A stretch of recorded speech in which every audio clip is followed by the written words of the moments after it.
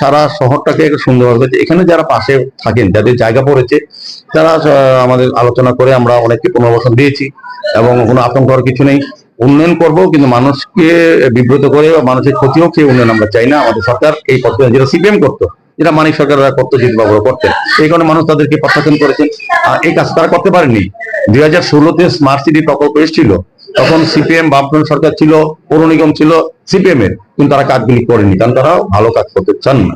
আর আমাদের সরকার যখন 2018 সরকার আছে বিজেপি, তখন কিন্তু স্মার্ট সিটি কাজ শুরু হয়েছে এবং 2021 তখন আমরা দায়িত্ব পাই, ব্যাপকভাবে স্মার্ট সিটি কাজগুলি আমরা মানুষের সঙ্গে আলোচনা করে মানুষের সঙ্গে কথা বলে কাজ করছি, সেক্ষেত্রে অসুবিধা হচ্ছে না।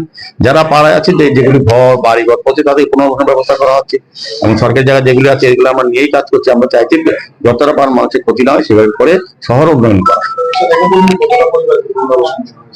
না, এমনিতে তো 36টা পরিবার রাধানগরে আমরা দিয়ে দিয়েছি, যেগুলো একদম প্রজেক্টের মধ্যে করেছিল। বাকিও দেখা যাচ্ছে আস্তে আস্তে প্রজেক্ট এগোচ্ছে। আমার মনে হয় না খুব বেশি এগুলো ক্ষতিগ্রস্ত হবে, সরকারি জায়গায় মূলত সবটাই।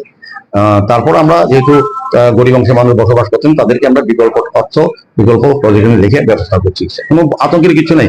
আমাদের সরকারের আমলে একজন লোকেরও কোনো রকম আতঙ্ক নেই। সরকার শুধু একটা ভরসা রাখতে হবে, এই সরকার উন্নয়নের সরকার। উন্নয়ন হবে, উন্নয়ন হলে তো মানুষের সমস্ত রুজি রোজগার সবকিছু ভালোভাবে থাকতে পারবে না। আজকে ইলেকট্রনিক বাজার যদি আমরা ডেভেলপ করি, এখানে যতজন ব্যবসায়ী, তার থেকে তার আত্মীয় পরিজন আরো ব্যবসায়ী করতে পারবে, আরো সুন্দরভাবে তারা ব্যবসা। আজকে এখন তাদের নিরাপত্তা নেই, তাদের তজি নেই, ট্রেড লাইসেন্স নেই, মাঠের মধ্যে খোলা বসে থাকেন। এখন আমরা নিজেরা পৌর নিগম থেকে দায়িত্ব নিয়ে আমরা তাদেরকে ব্যবস্থা করে দেবো, সমস্ত কাগজ মানে বৈধ। শুধু যে ব্যবসায়ী এখন ব্যবসা, তার আগামী প্রজন্ম যারা পরিবার, তারা ব্যবসা করতে চাইলে তাদের বৈধ কাগজপত্র থাকবে, যেটা এখন ইলেকট্রনিক বাজারে বা অনেক বাজারে অনেকের নেই।